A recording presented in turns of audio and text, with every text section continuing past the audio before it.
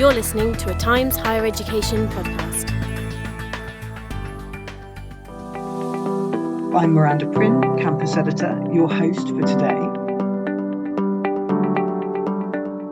Hi there, welcome to the Campus Podcast, in which we will discover why internationalisation must remain a cornerstone of higher education and what successful cross-border collaboration looks like. I'm Miranda Prynne, campus editor, your host for today. The process of integrating international, intercultural dimensions into higher education and building links across borders to advance knowledge seems more needed now than ever. As we'll hear shortly, internationalisation is vital to building a better future with all our most pressing challenges, the environment, healthcare, conflict, requiring global solutions.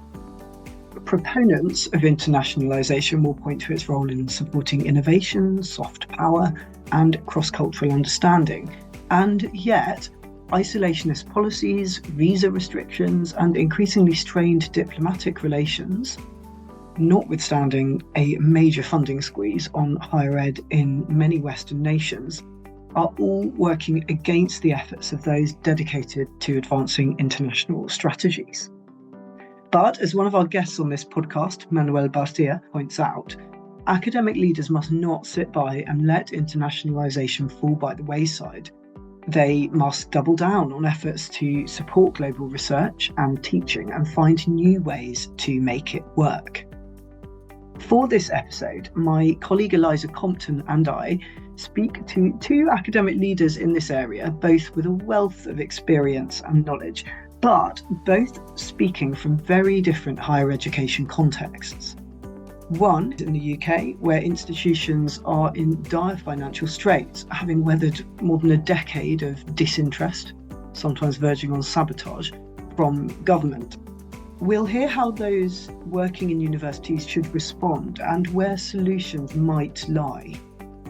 Our other guest is based in Singapore, where the government has identified higher education as key to achieving wider policy goals and has invested heavily in the sector.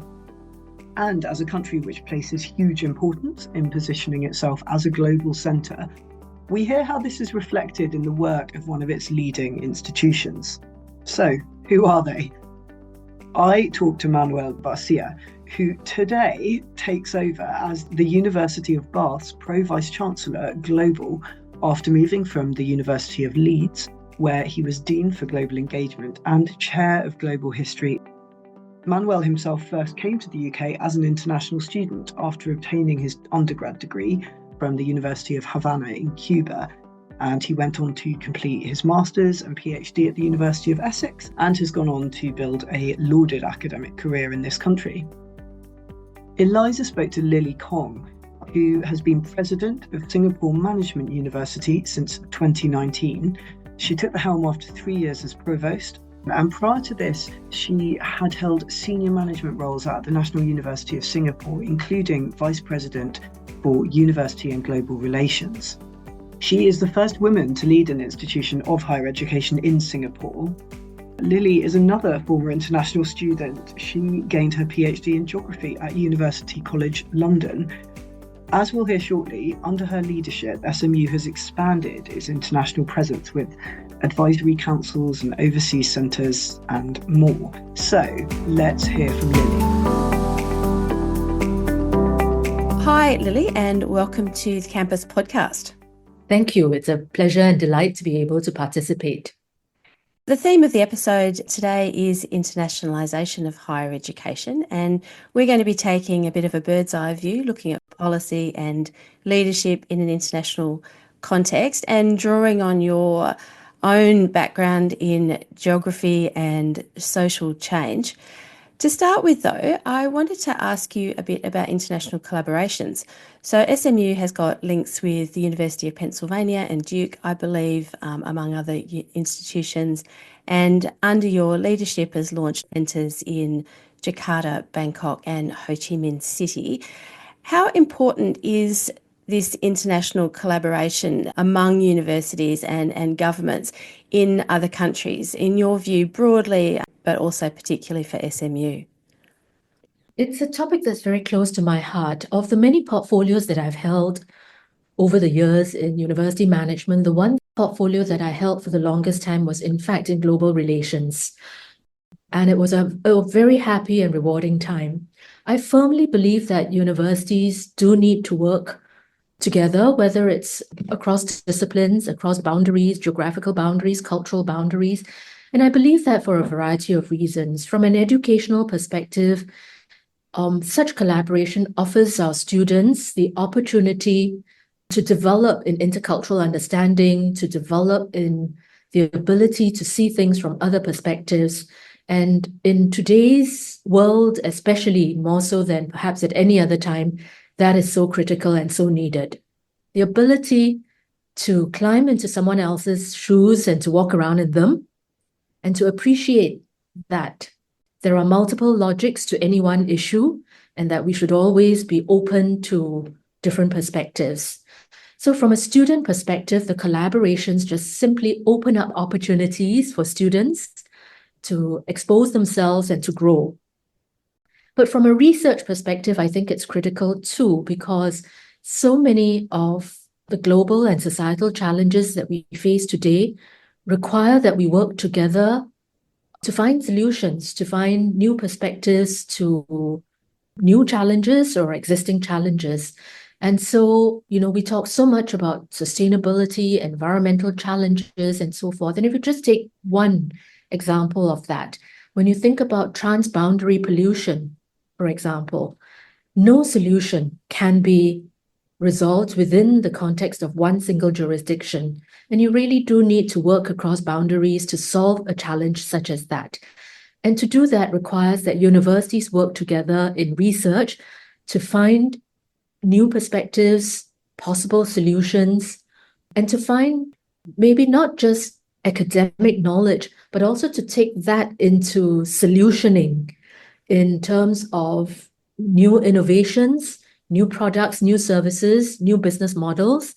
And the work that universities do in innovation and entrepreneurship can also benefit from such collaboration across boundaries. So whether it's in education, in research, in entrepreneurship, and so forth, universities stand only to gain from international collaboration. Now, I just want to say something very quickly about Singapore and SMU in particular. Singapore is a very small country. Very small country, right? And we've always joked about how there is no such thing as an internal flight in Singapore, and how in the days when we used to drive with the shift stick, don't go into fourth gear because you will be in Malaysia without intending to be in Malaysia. So we're so tiny, it's imperative that we collaborate. And Singapore's own history and trajectory has been one of internationalization. And so too for universities in Singapore, including Singapore Management University. Yeah, absolutely. I mean, Singapore really is an international hub, isn't it? Due to the cultural mix in the country, but also its location. We should say too that SMU is in the most amazing location. It's right in the heart of Singapore city, isn't it? Down by the water. It just looks incredible. It's wonderful. We're very fortunate that the government chose to invest in us in this manner. You can imagine what prime land this is and how it could have been put to other use. And we take it as a sign of real confidence in our mission and in what we're trying to do. So it is a location, and it's a wonderful location, but it's also an opportunity. The fact that we're located in the heart of the city means that we have the opportunity for students to be just 800 meters away from the Supreme Court. And you can imagine the opportunities that a law student has in easy access to listening to some of the leading thought producers in the legal fraternity. It's a stone's throw away. Okay, it's a little bit of a strong arm that you need, but it's a stone's throw away nonetheless from the financial district. You imagine our business school students and finance students having the opportunities to intern and to do work study electives in an integrated way, and so on. So there's great opportunity and advantage in our location, and we're seeking to extend that. So we have set up overseas centers in 3 Southeast Asian cities to date, as you mentioned earlier, in Jakarta, in Ho Chi Minh City, in Bangkok. And you know what? We have very intentionally picked our location in these cities to also be in the heart of the cities, to reproduce and replicate the sorts of relationships that we have with our immediate neighborhood here in the city in Singapore, and to reflect that in those cities as well. And therefore, to build those relationships, partnerships that avail our students of myriad opportunities. Yeah, absolutely. I think your answer has tied in a number of really important themes that come up with internationalization. So things like knowledge exchange and working with industry, as well as the necessity of giving students access to these real world experiences and connections. You are very outward focused in your leadership. And I wanted to know how this sort of international focus really supported things like knowledge exchange and working with industry. Are there cultural advantages to these kinds of perspectives and networks? Could you talk a little bit about that? So you're absolutely right that I have been very focused on building our partnerships and relationships beyond the university, because I believe in a university that is deeply integrated in its context. I believe in a university that sees its role as one of contributing back to the society and community which supports it. And so I have very intentionally sought to find ways of intersecting with, integrating with, working with external parties. And I've talked already about working with other universities, but I've also been very intentional in working with my colleagues to build relationships and ties and partnerships with industry. And I think of industry in two ways. One, in terms of the established industries, whether it's through MNCs or LLCs or even SMEs, but also in that very exciting startup space where new ideas, new products, new services, new business models are being tested and developed. And so I have worked quite hard to ensure that what we do in the university brings value to these partners. And it can bring values in a number of ways through the research and thought leadership that goes on in a university, to translate that in ways that are useful for business, government, and society.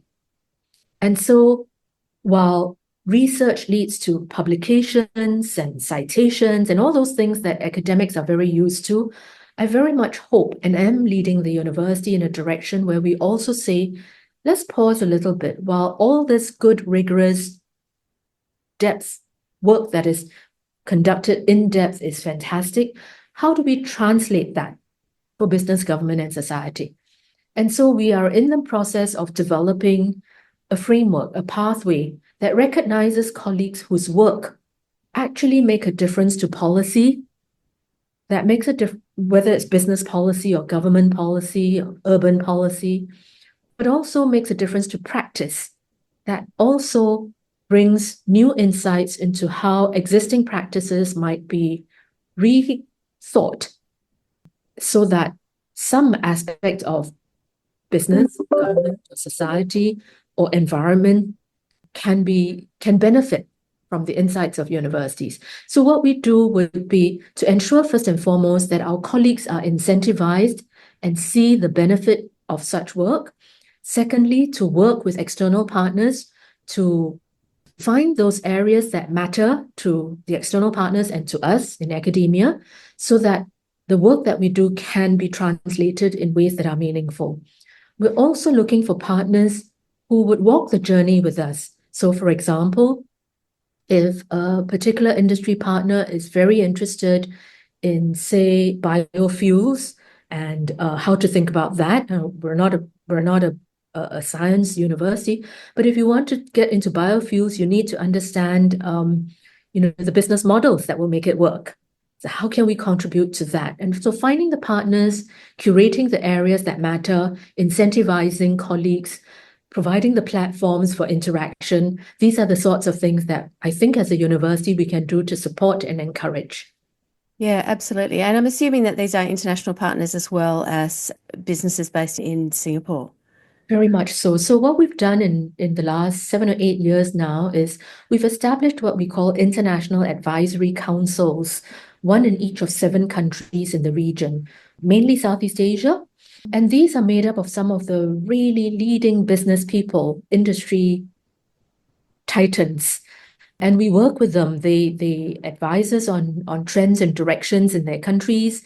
They give us insights into the needs for talent management and development, where we might be able to play a role.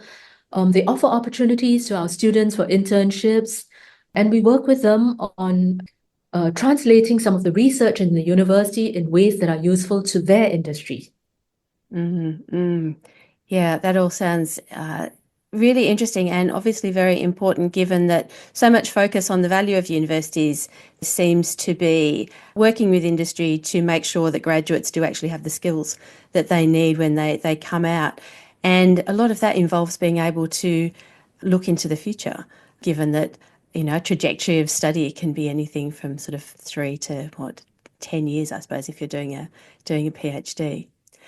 You have mentioned collaborations and connections within the region, and I think as part of the university's vision strategy, you have an initiative called Growth in Asia. So I wanted to ask you about Singapore higher education as a sector and how you work with the other universities in the country to position Singapore within the region and obviously globally, perhaps also, and what you would see as Singapore's strengths as a sector.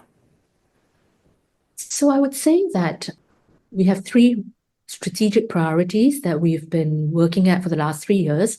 One is digital transformation, one is sustainable living, and the third is growth in Asia.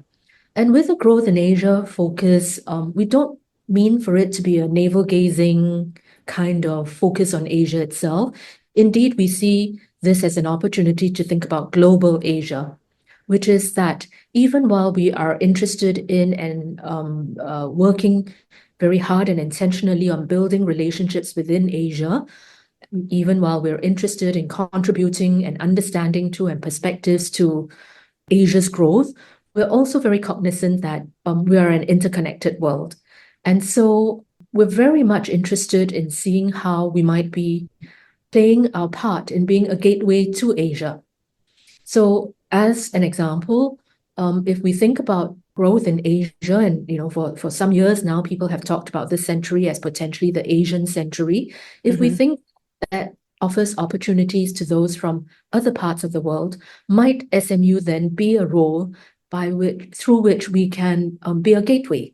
So we have been quite intentional in working on partnerships where working with a European university, with an American university, for example, and with us in Asia, we might be able to bring a tricontinental kind of experience for students.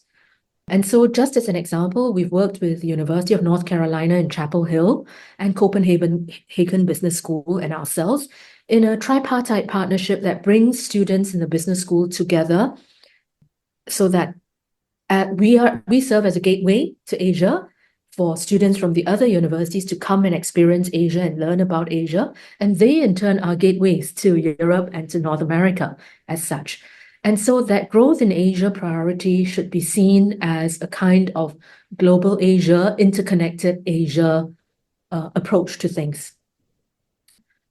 The universities in Singapore working in the region, in recent times, I have to say that when I was in my previous institution, there was precious little interest in Southeast Asia, in the region, so to speak. It was also difficult to get students to go to internship or exchange programs in the region. I don't think it's changed 360 degrees, but there is a lot more interest in our neighborhood now than there was 15, 20 years ago. And I'm very, very delighted that because of our efforts in establishing these international advisory councils in Southeast Asia, because of our overseas centers in the 3 cities in the region, our Ministry of Education has actually recognized SMU as a kind of leader in working in the region, and they've invited us to be a kind of convener and coordinator for universities in Singapore that are interested to work in Southeast Asia. And we take that role very seriously. So we have been bringing together the leaders in the other universities in Singapore who are leading their efforts in Southeast Asia and seeing how we might be able to coordinate and leverage as opposed to duplicate. And that's in progress. It's such an interesting picture. You are very globalised in your outlook, as we've said, and this conversation clearly indicates. How much are you affected by the broader political landscape? I mean, it's hard to speak of politics without, we don't want to go into politics, but without thinking about, large players like the US and China, for example. Are you affected much by larger shifts in the global landscape, or do you take an even sort of broader, longer time frame where shorter term changes are less impactful? So I take two perspectives to this. In the short term, there are implications for universities and universities in Singapore included.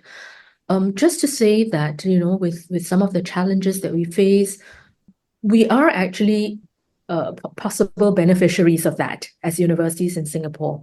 As students in different parts of the world think, well, maybe I don't want to go to country A or country B because of this geopolitical issue or that economic tension.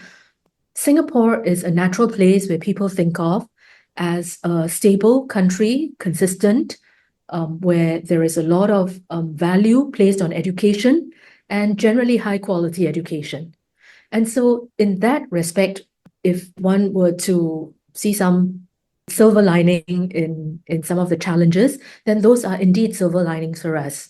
At the same time, as we hear about challenges, whether financial challenges or political challenges in other parts of the world, we also do have faculty who say, well, maybe I want to move somewhere else where there is greater stability and so forth. And again, there's the potential that we stand to gain from that. We don't mean to stand to gain from others' problems and so forth, but we do get people coming to knock at our doors. And because we've always been a multicultural, multinational society, we welcome that. So in a very short term time frame, there's some benefits as such. From a longer term perspective, I think precisely because of some of the challenges that we're facing in the world today, the reason, the vision, the mission of internationalization, of higher education, of collaboration becomes even more important. So I'm an educator, and therefore I believe so much in the power of education and the promise of education. And it is only with education, I think, that we have a chance of inculcating and nurturing in the next generation that greater appreciation of different perspectives that I spoke about when we started our conversation. It is only through education, I think, that we have a chance of inculcating in the next generation the intercultural understanding, the ability to understand other perspectives, to find win-win solutions always. Yes, especially when it comes to larger problems like sustainability and climate change, which obviously necessitate huge amounts of cooperation and understanding. I wanted to talk to you a little bit about research, actually. You have a background in geography and an interest in social cohesion, which really does inform or seems to inform your perspectives. And I wanted to ask you what the challenges were of running a research university in Singapore or in Asia more broadly. So there are many pleasures and in running a university, but also many challenges. In research, I think for me, it's the entire endeavor of research in global academia that I think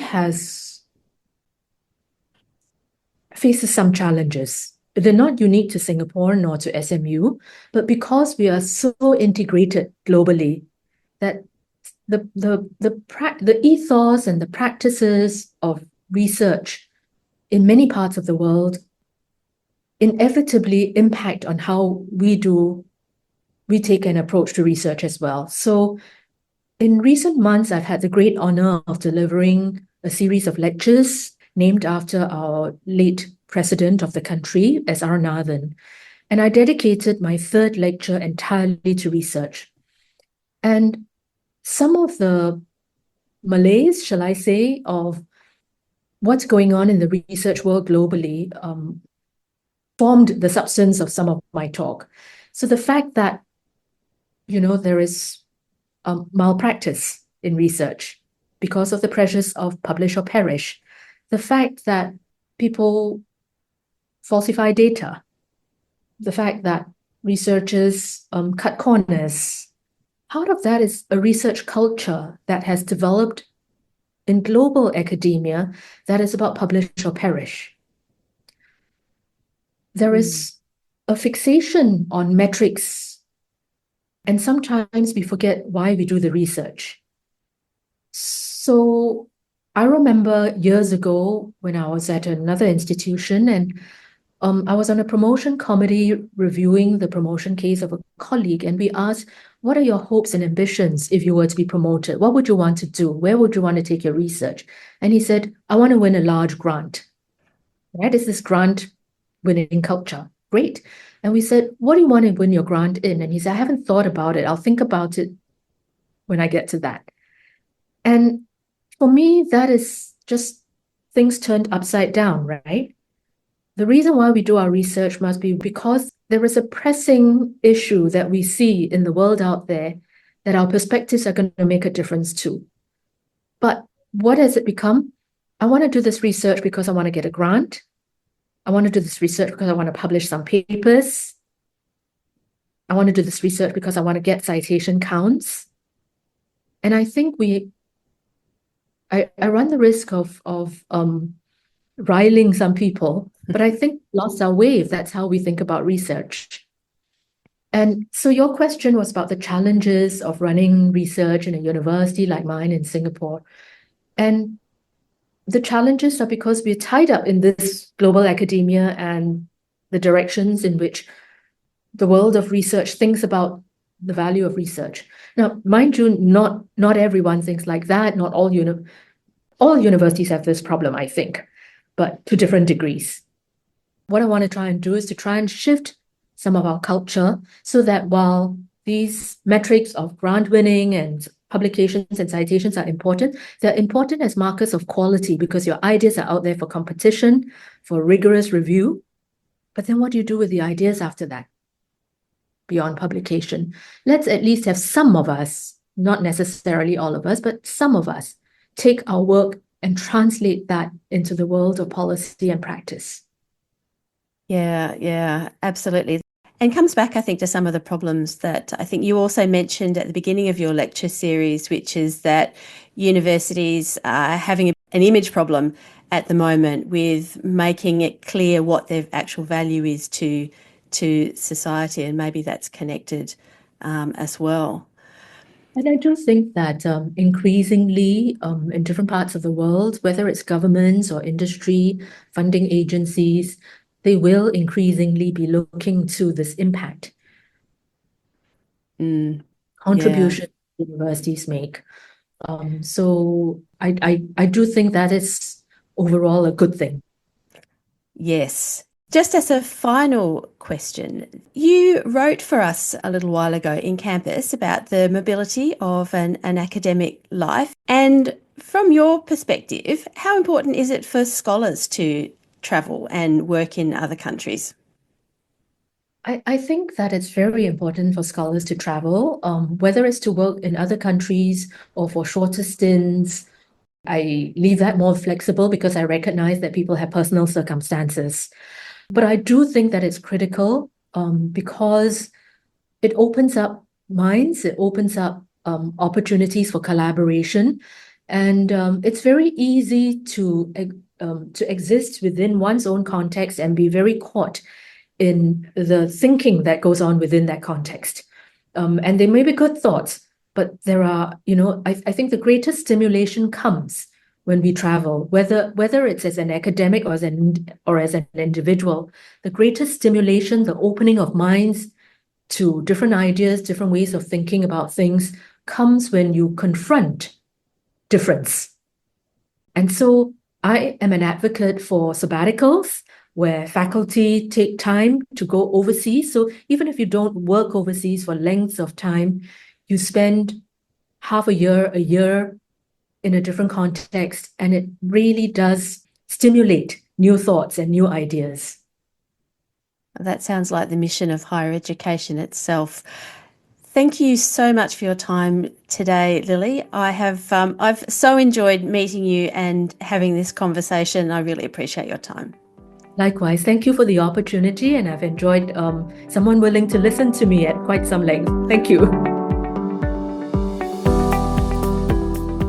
The key theme that comes through in Lily's interview is the focus at SMU on aligning with industry needs, but also with the wider aims of government and I guess others to position Singapore as an international hub. And I think the phrase she used a few times as the gateway to Asia.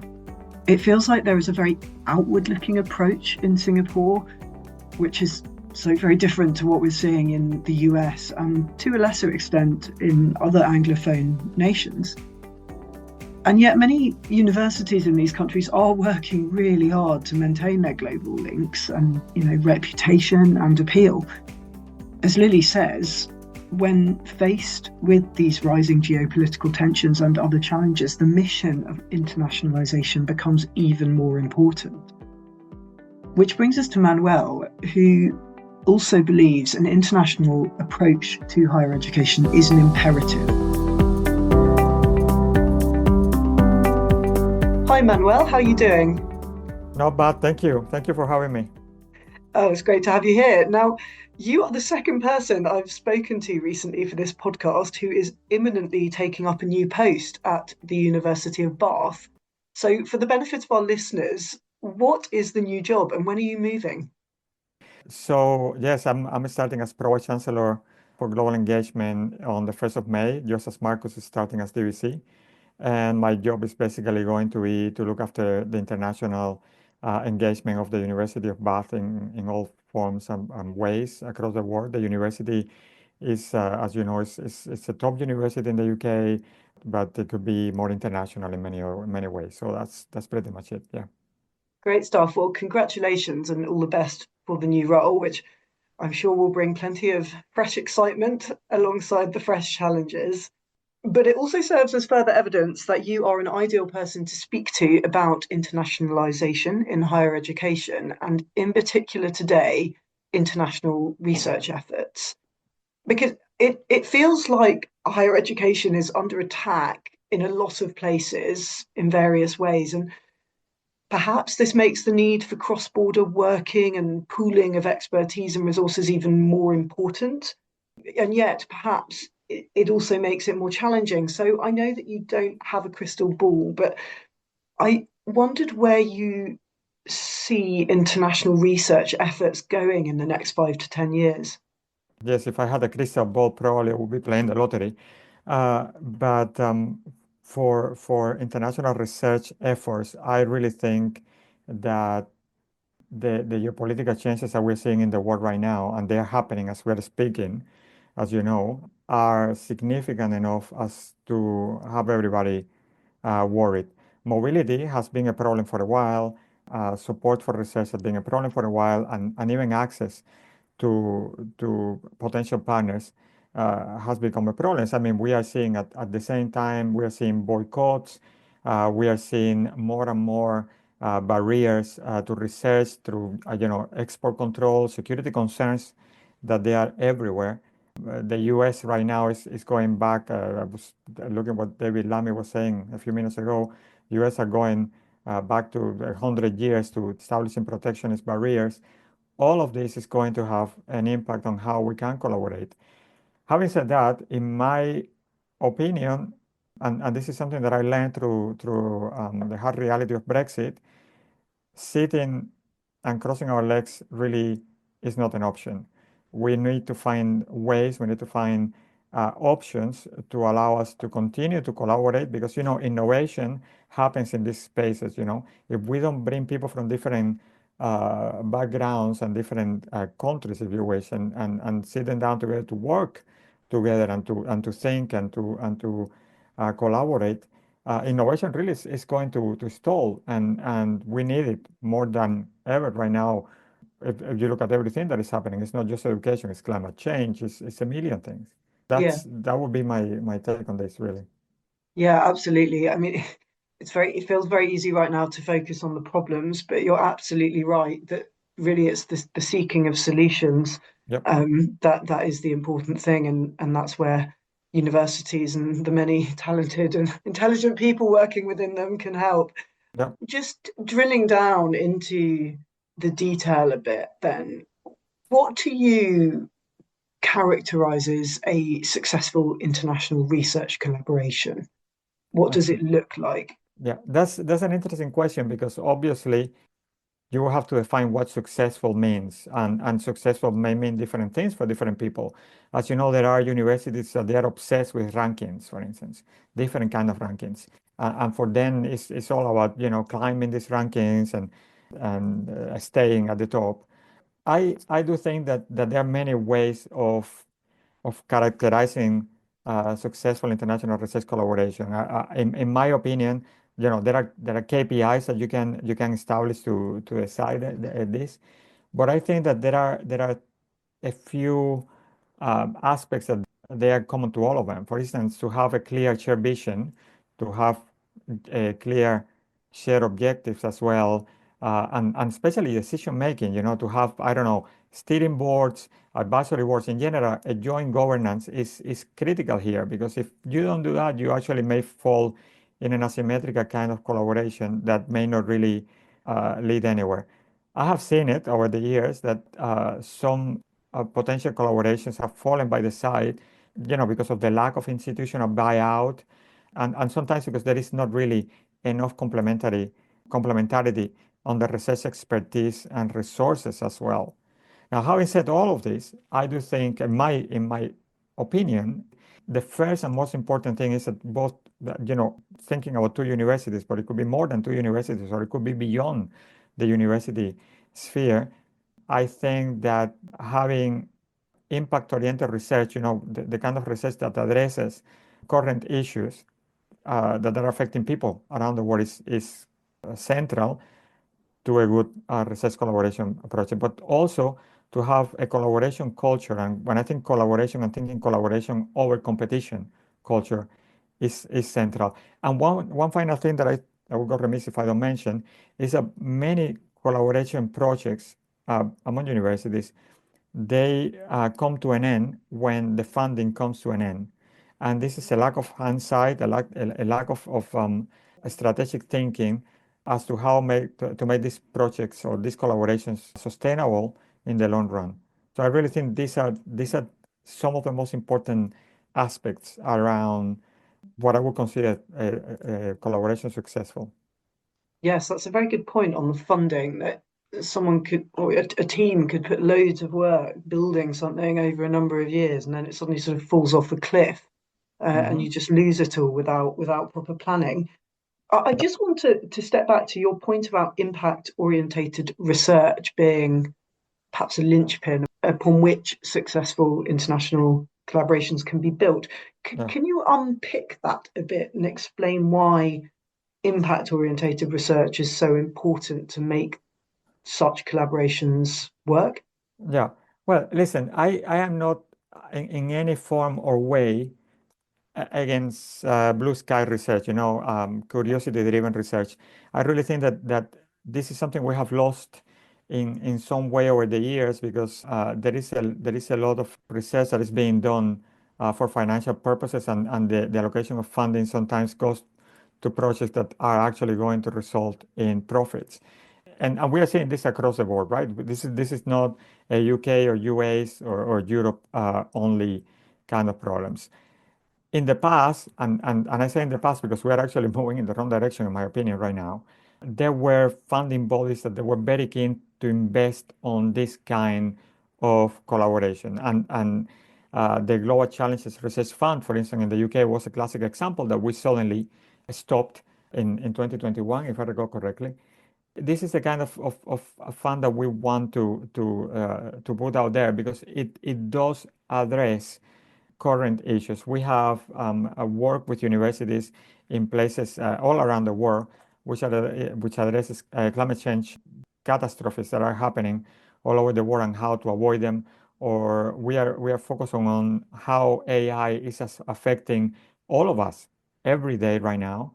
I was actually seeing a post I think it was in Facebook, in which this was an ad, right? But the ad basically was saying that AI can write you an essay within a minute, and you don't have to write it anymore. And of course, this in itself basically is an ad that is promoting cheating rather than using AI tools to enhance education, the learning, which is what we should be doing. So there are so many things that are changing so quickly right now that they need attention, and this attention can only be given through collaboration.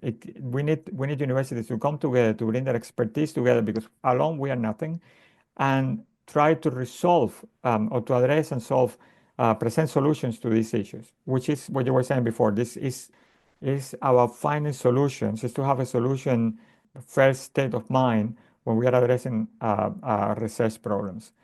And again, some scholars, some leaders as well, present this as a contradiction between blue sky research and global challenges research, say, but it's really more about financially driven research and current challenges research. Yes, and the challenges that you have pointed to, climate change, AI, and there are many others, they are global. They are Yep. global issues. So it does make sense that an international approach must be the one to Yep. try and address them. You also mentioned joint governance. Yeah. And I mean, clearly when working, bringing people together, you need alignment in terms of how they're working. So given the huge differences between national higher education policies, funding systems around the world, and cultural, professional norms of ways of working, even individual institutions' priorities, how can universities and indeed research groups develop partnerships that do last and do kind of work for and benefit all parties? Yeah, it's a question that has many angles, has many answers. I think that the entire system right now is pervaded by a lack of fairness. And you can see this, for instance, in the interaction between universities in the global north and the global south. There is a saying that goes that, the road to hell is paved with good intentions. And we see this every day. And I say that, I'm trying to say that not in a negative way. Many of our colleagues, many of our leaders are actually trying to boost research, but when they are interacting, for instance, with partners in the global south and so-called global south, they actually fall in very common pitfalls, not even noticing that they are doing so. For instance, there are things like how scholars in the global south are affected by mobility limitations. So if we are in the race in the global north and we have a strong passport, mobility for us tends to be quite straightforward. But for scholars in the global south, and I know that because I had a Cuban passport myself for a long time, even attending a conference sometimes may be a problem. A conference that for a colleague here in the global north would be not even a second thought. So we need to try to eliminate or to ease these travel regulations, travel limitations, if you wish. And this goes also for other pockets, like say all the bureaucratic barriers that we have to make money circulate. Sometimes to send money to partners that they don't have access to the actual funding. The funding criteria in itself needs to be clearer. It needs to be context sensitive. It needs to think about societal, international impact rather than being obsessed, as I said before, with rankings. But also there are other things here that they are critical. Like for instance, global north institutions, they still tend to have the access to the funding bodies in general. They tend to set up research priorities and agendas. Sadly, we still see this. They tend to be the first authors in the co-author papers that come after. So all these things you see them. And what we really need to do here is to try to to create relationships that are equitable. Relationships in which our partners, it doesn't matter where they are from, whether they are better, and I'm using inverted comma here, better or worse universities than ours, can work with us on an equitable basis, right? And that goes across a range of options, like from a fair budget distribution to building local capacity, grant writing capacity, having dedicated research offices, et cetera, to something as basic as to have an awareness that the colleagues we are working with may not have the same access, may not have the same opportunities that we have. So to have some empathy as well when we are setting up this kind of collaboration. There are many, many obstacles, but I really think that the main problem we have right now in international higher education is a lack of fairness. Yeah, and if you take the UK as one example, but this is happening in many, many countries, given the funding squeeze that UK universities are facing, how might this affect efforts to make international research efforts more equitable? Because an element of that presumably does require money to be spent in ways that's going to facilitate more training, for instance, around the world in order to ensure that everyone involved has the relevant skills or can meet the funding requirements that might be easy for an institution and academics in the global north to meet, possibly less so for someone working in the global south. Yeah. How can, I guess, the universities in richer nations, what can they do to try and address these imbalances? I mean, we have seen the cuts. The cuts are happening everywhere. So they're happening in the United States, they're happening in Europe, they're Yeah. happening in the UK. I mentioned the ECRF before, which actually put a real strain on the relationship with Global South partnerships for UK universities, because basically there was money allocated to things, and suddenly that money was not there anymore halfway through these projects, and that reputationally was really very damaging. Brexit is another classic case of how we have lost, for a while, we lost access to funding. And we have lost, more importantly, we are back in Horizon Europe, but to an extent, we have lost quite a lot of influence. We have been listening a lot about soft power recently and how important soft power is for the UK, et cetera, et cetera. But the truth is that our international reputation continues to decline as we speak, because we are really not, the government in itself is not taking action towards addressing some of these issues. I'm going to give you a classic example here. One of the most important tools that higher education in the UK has around the world, including for soft power, is the British Council, right? The chief executive of the British Council, Scott MacDonald, was saying a couple of months ago that the British Council could even disappear within a decade. Tristan Hunt was actually saying that the government should cancel the British Council debt. And these are not things that are going to go away just by wishing them to go away, right? We need to pay attention and to try to find alternatives, because they are reducing our capacity, they are reducing opportunities for research mobility and exchanges.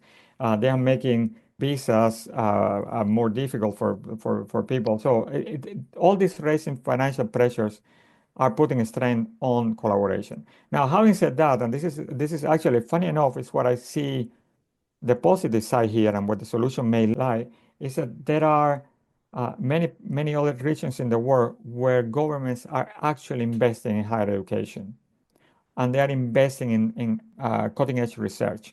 I'm not going to go very far here, but to mention a few, you have the Gulf states, you have China, you have some parts of Southeast Asia, you have some parts of Latin America where you see these investments taking place right now. And working with these partners, actually combining whatever we can get from our side here in the global north with what they have access to in their regions, can actually eliminate asymmetries if you think that they are actually starting to contribute in financial terms in a way that was not possible before, but also it may allow us to continue to carry out this research. But that's exactly why it's more present than ever that we go out and we work with partners abroad.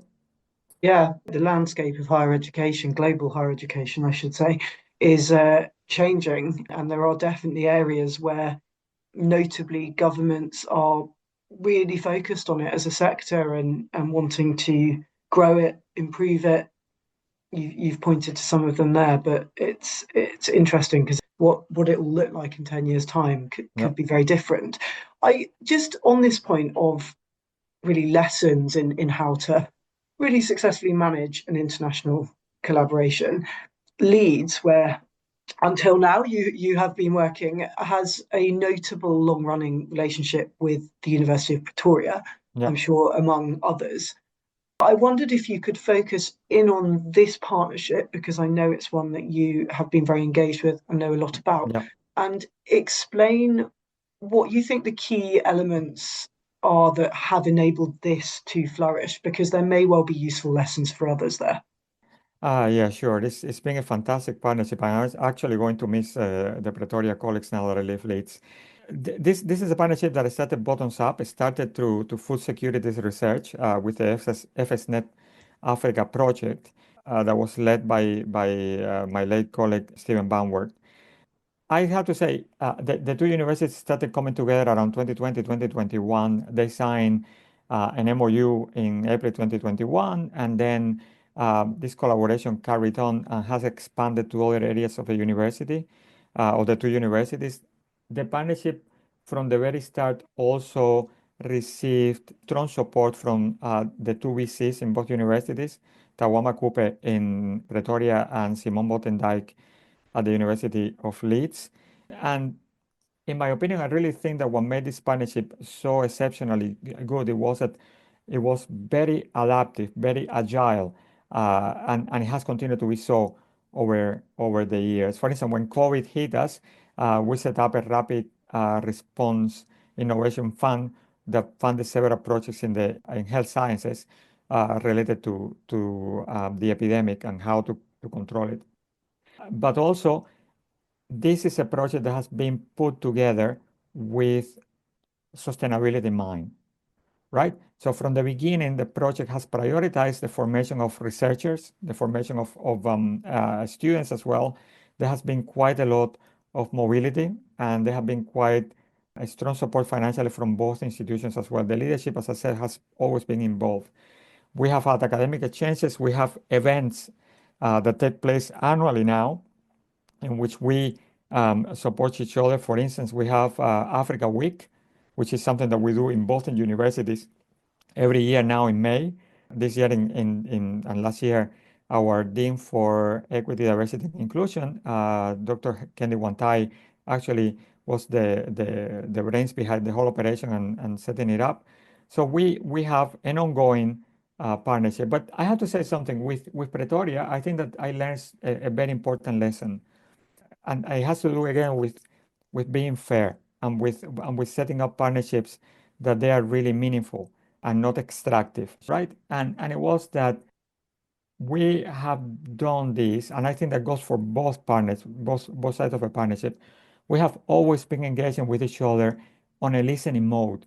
We are always trying to see what the problems the other partner has, which are the problems the other partner has, and how we can help solve them. And at times, it has come to a point in which we cannot solve the problems, or Pretoria cannot solve the problems, and we have brought in other partners into our strategic partnership to help us solve this problem. So we have universities in the UK or universities in other parts of Africa, for instance, in Ghana, that they have become part of this partnership to an extent, precisely because we thought that bringing them in was the best way to address the problems. So this was not so much about us, about demonstrating how exceptional we have been, etc., but about actually focusing on the problems at hand and finding the right partners so that we can actually find the solutions to these problems. Brilliant. So the things that really strike me in that, the kind of key points, I suppose, you mentioned it very much developed as a bottom-up project at the very Yeah, start, but equally it had VC support. So it's yeah. had top-level support as well as being an organic project. But also you've mentioned, yeah, adaptive and agile. So I mean, your point of bringing in other institutions, organizations where necessary is demonstrative of that. For those listening who wouldn't necessarily know exactly what this project delivers, or this partnership, I should say, I know there's a lot to it, but can you perhaps just give a very quick summary of exactly what Leeds and Pretoria work on together? Okay, so there are quite a number of things. So I'm going to mention probably a couple of them. In health sciences, there was quite a lot of research associated with COVID. These projects that we funded together, they range from educational initiative for children to healthcare support for vulnerable communities. And again, in each of them, both universities were involved and demonstrating an agility to affect projects. The most important bit of this project, as I said before, it was the Food System Research Network for Africa, FSNet Africa, which is focused on enhancing food security and sustainable agriculture across the African continent. So through this initiative, both universities have trained early career researchers, they have influenced policy, they have showcased the tangible benefits of the collaboration. And when we think about capacity building, the universities have also worked towards creating a joint doctoral training center, which have engaged in initiatives like the development in Africa with radio astronomy, which is the DARA, the Data Project, which also trains students in data science and artificial intelligence. And it's also in collaboration with other universities, not just Pretoria. And the whole point with this is, to ensure sustainability and growth of these collaborative endeavors. Yeah, thank you for that. Now, one of the core features of successful internationalization that you have pointed to is making it fair for all parties and doing this in an equitable way. But you have also alluded to the fact that even now, very well-intentioned researchers will fall into common traps or common ways of working that perpetuate systemic, unfairness. So just briefly, for looking at the individual researcher, for researchers on the ground, what core skills do you think they need to develop to work in international teams? I think, I would probably start with telling you, cross-cultural communication, understanding, as I said before, empathy, to have certain leadership skills and to be able to work as part of a teamwork, knowing how to write grants, et cetera, et cetera. But in reality, I really think that the most important skill that we need to have, and I include myself in this, is awareness. We need to be aware at all times of the unequal ground we are in. Again, when I say extractive, I'm not saying that we are going there and actually going on an exploitative sort of set of mind. It's just that and we see this even today, is that you get researchers that go to the global south and they collect data, for instance, and they write papers that they are 40-star papers later on or whatever, but they hardly ever acknowledge those who help them to collect this data, or those who work with them collecting this data, not to help them. And more importantly, sometimes this data collection doesn't benefit local communities at all, right? So still, yes, you produce a paper, you produce an output that is going to be classified as world class or whatever, but in reality, it's not having the effect that you have on these communities and benefiting them in any way. But it's also, there are other things as well, like we keep thinking about fellowships, right? We bring a lot of colleagues from the global south into the global north, but in reality, we should also be thinking about doing the opposite, because what we are doing right now, to an extent, is what is the word for the reinforcing the academic brain drain that has been going on for years and years and years. And this goes as well with the way funding bodies are set up in the global north. It's a very European and UK funding bodies. They actually allow to have a PI from the global south, but that PI actually has to move physically to a university in the global north to be PI. They cannot be PI from Lagos or Rio de Janeiro or Hong Kong. They have to be here. And all these things really affect, because people have families, they have their own lives, they have commitment to their institutions, that very often we we don't take into consideration. And more importantly for colleagues, and this has to do with awareness beyond the visa issues, the strength of the passports and all that, is also our research priorities. We cannot engage with colleagues in other parts of the world setting ourselves the research priorities and leaving our partners to be the implementers of these priorities, right? We need them also to have financial autonomy. We need to be better at sharing and demanding that our institutions implement a sharing of the funding that is more equal as well. And all these things, sadly, they are still happening. Yeah, so it is a systemic Yeah, issue. yeah, Really, the internationalization effort needs to happen at many levels across the board to feed into this sort of healthier and fairer ecosystem. I mean, that's the fact that PIs often must be stationed in a country or an institution in the global north alone, and that's going to yeah, have a huge impact. Your point about movement as well, and you know the inevitable skills drain that can happen when people are being lured to other countries. We have been largely focused on research, but yeah, one can't entirely separate research from university teaching. The two are very yeah, interlinked. I mean, you yourself started as an international postgrad student in the yeah, UK, yeah, and that's led to a successful academic career in this yeah, country. yeah. So, how might a slowdown in international student flows to places like the UK, the US, Australia, need I go on? How might that affect progress on international research? Or you know, might we then see perhaps students moving the other way? And could there be some benefits to that? I think we are seeing already the movement in other ways. TNEs are starting to become more and more a thing. There used to be a one-way street in the past.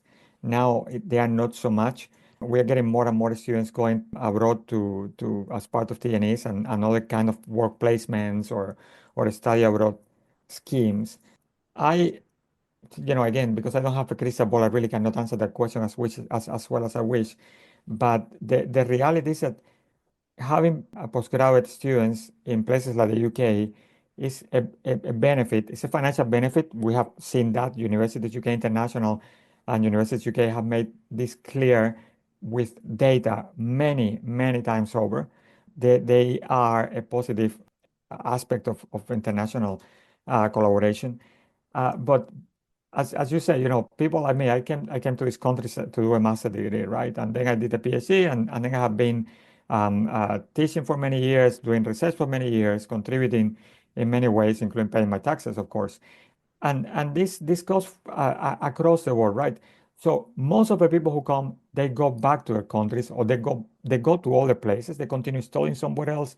They continue working somewhere else. And what this actually creates, and this is the important bit here, whether people stay or people go, is that there is a cross-pollination, right? People bring their cultures, they expose other people to their cultures, their pedagogical traditions, their scholastic traditions, if you wish. They are able to learn from different cohorts of professors, of teachers, and this knowledge then is taken somewhere else in the world, one way or another, because we are all traveling all the time. Going against this actually is a self-defeating approach, because what you do, and this is beyond the soft power element of this, what you do is that you stop innovation from happening. You stop people from actually coming together to to um, to come up with solutions for global problems, right? So even in the United States, you are seeing what is happening. There is an attack on higher education, and yet even Elon Musk is saying that engineers, they need to get visas, even if they're coming from India or from China, from wherever they're coming. And this is because he's very aware, although he only cares about engineering because it's to his benefit, but he's very aware that this is the skills, the knowledge that they bring from other parts of the world is needed. So this is really what this comes down to. It's about innovation. It's about creating the tools that is going to make a society, humanity actually move forward. We need to come together to solve these problems that we have now.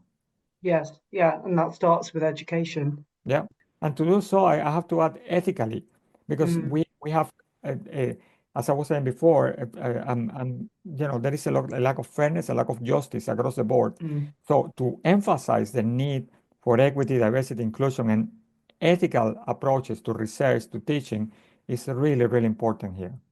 And you mentioned one of the key attributes that a researcher would need to bring all those to play is awareness. And of course, the way you're going to build awareness, that could be facilitated by going and studying elsewhere, like engaging with other cultures. So it all interlinks. That's all we've got time for today, but thank you so much for talking to me, and wishing you all the best for your move to Bath. Thank you so much. Manuel clearly feels that addressing the systemic unfairness in global higher education is key to creating more successful international research efforts. But I do worry, with much of the UK sector facing such huge internal challenges, it may be tricky to persuade institutions to invest more resources into this. As Manuel said, the global higher education landscape is changing. We're seeing some regions investing hugely in their higher education and research ecosystems, while many governments in the global north are devaluing their higher education sector. So we could see major shifts in the power dynamics of global higher education, regardless of the aims of individual institutions. What struck me most, however, from both of these interviews was actually how much synergy there was between Manuel and Lily, despite the very different higher education and national contexts in which they are working. Both are insistent that internationalisation is the only way we solve the greatest problems of our time. For more expert advice and insight on cross-border research and teaching, we have just published a whole collection on this topic on campus. You will find that at www.timeshighereducation.com/campus. If you enjoyed the podcast, please like and subscribe, and we will see you again in a couple of weeks. Thanks a lot. Bye-bye.